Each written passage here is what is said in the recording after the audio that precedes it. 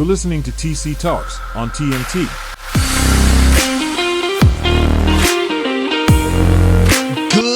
Good time of the day where it is you are to you, as this is YouTube, so it's not coming at you in any specific time, and I hope that you are getting by, maybe getting in traffic, and this is getting you through, or maybe you've just gotten home and you are looking for a way to unwind. Well, thank you for choosing TC TAUX as your way to do it. We have a fantastic baseball show for you today. I just actually saw The Sandlot at a drive-in the other day, so that was pretty exciting to go and do. I went with my girl. We went to go see the film because she's like, you never take me out, and she was like, hey, this is going on, so you know what? You should take me to this. And I was like, well, out of all things we could go do, going to see The Sandlot is what I tolerate best. So we did that. I hope you guys were able to do something fun over the weekend, or perhaps over this upcoming weekend. Let me know what you're going to be doing at our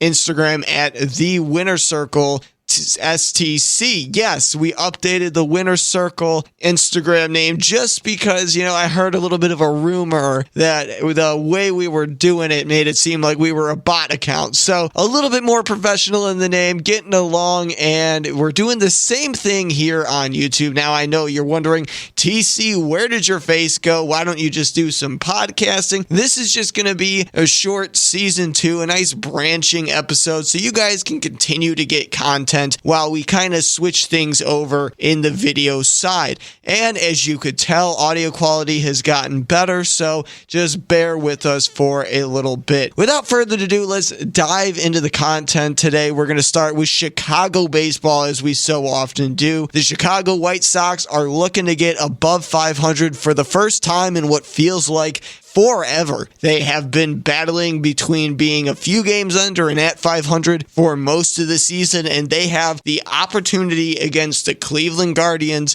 to go ahead and finally break above 500.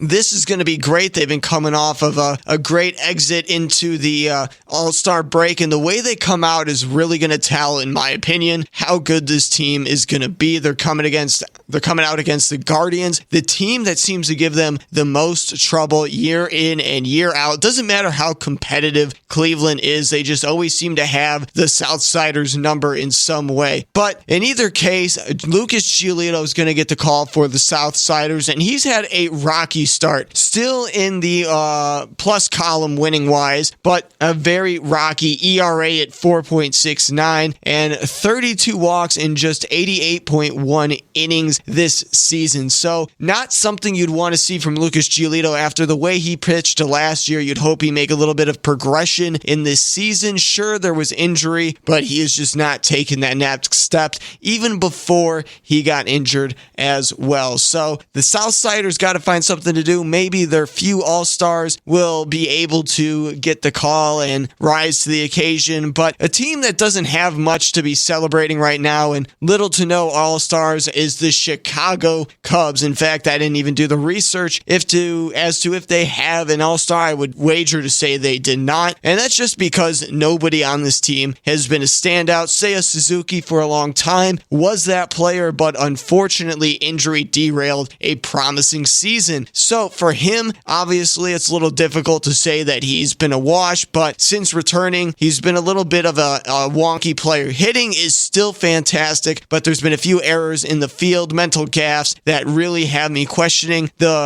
the success he could have going further. But either way, I'm not saying this is the end of Seiya Suzuki. I'm just saying that it could take the rest of the season, potentially going into next season, for him to get back into the swing of things. No pun intended. But the main thing the Cubs have said is they want to come out and they want to be competitive. They're going to see if there's anything that could take that next step in this second half of the season. And the thing that I mentioned on our radio show, the TuneIn radio show on sportstownchicago.com. You can search that in the TuneIn app as well. What I said on there is they are claiming they're going to try to take this next step, but they have done nothing in terms of roster moves, trade talks, anything like that to say that anything's going to change. If you bring out the same exact thing and expect something different, that's just kind of silly in my opinion. They should be trying to go and say, hey, we're at a moment right now where we're not going to get any better, we're not going to get any worse, but at the end of the day, we are still going to try to go out and be competitive. That's all they needed to say, but they want to try to add this,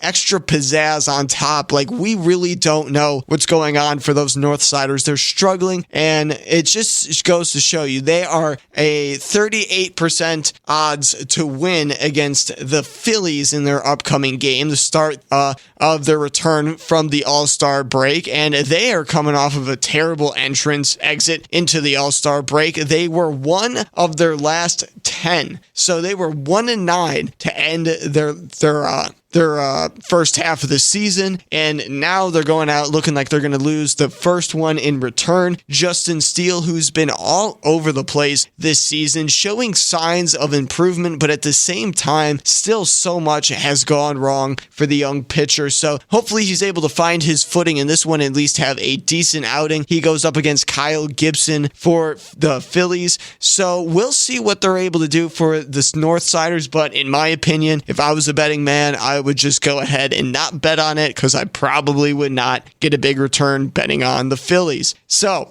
without further ado, I wanted to throw in a MLB general audience segment as well, because I find too often I leave it to both the Cubs and the Sox, and we just move on from there. So I just wanted to highlight them a little bit, give you guys a little bit of what we're expecting from them moving in the second half of the season. Yes, I know technically we're like 3/4 of the way just about through the season, but it's quote unquote the halfway mark because it splits the games in half. All right, so you get what I'm saying. Either way, let's talk about one of the baddest men in baseball. And I don't mean bad as in naughty. I mean bad as in cold as ice. We're talking about Juan Soto, who's going to be looking for a trade from the Nationals after denying a 15-year $440 million contract from the Nationals. This has gone up from $390 million, 13-year deal that he was offered earlier. And in my opinion, everyone's saying this is huge news. How could he turn down $440 million? Well, technically, he's making less money each year than he would be on the previous contract of 13 years at $390. So for him to deny this one, not really all that surprising in my opinion, but let me know what you guys think on the Instagram. The new name, The Winner Circle STC, right there on Instagram for you. Again, The Winner Circle STC. So go check us out. Let me know your thoughts about the Juan Soto situation. But with him being on the trade block now, there's a ton of news. In fact, if you just Google Juan Soto, you hear things about his All-Star game, the home run derby that he won as well, which is another reason why I decided to talk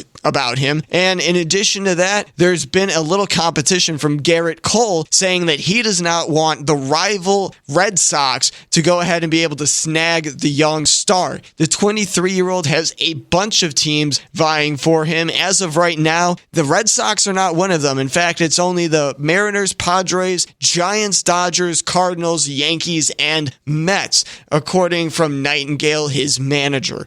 Or his agent, rather. Sorry. So we don't really know where he could be going. In fact, this could all just be a little bit of smoke and mirrors to try to get the best offer for the Nationals, because I do think Juan Soto really does like the Nationals. It's just unfortunate that they're going to be rebuilding and he's going to want to win and take advantage of his skills and his health right now. So you don't want to wait 5 years and potentially miss out on playing in the World Series because of injury. You'd rather get into it right now is more my point. So for Juan Soto to be in the situation that he's in, I can understand him wanting the Nationals to also be able to get the most out of this trade, because while no team might not be able to offer Juan Soto the exact amount of money that he wants. I still think that he thinks the Nationals deserve a good return on him going away, because despite him only being one player, I do think that he is a big impact for that Nationals team. I mean, this season, his average is down a little bit, hitting under 300 as compared to hitting above 300 in the previous 2 seasons. It's actually declined twice now. He's hitting 350 in 2020, which, shortened season, that's understandable. Average is more than likely going to be a little bit higher than not in a shortened season. But then again, that last year hit 315, and now he's hitting 250 on the season. More home runs. He's already hit 20 home runs, so I'm pretty sure he's going to hit more than 9 home runs to end his season. So overall, it seems like he sacrificed contact for power, and at the end of the day, I'm all for that. He went out, won the home run derby because of it. So that's awesome. That's amazing, and he is still one of the best players in baseball. So let me know what you guys think all about this in the comment section down below and on our Instagram. Again, the Winner Circle, STC. Let me know how you feel about the Juan Soto situation. Are the White Sox going to be able to rebound and come out in first place in the division or make the wild card? And are the Cubs going to choke in their mediocrity, or are they going to finally find their stroke and perhaps find a way closer to 500? This has been TC with TC Talks. See you next time.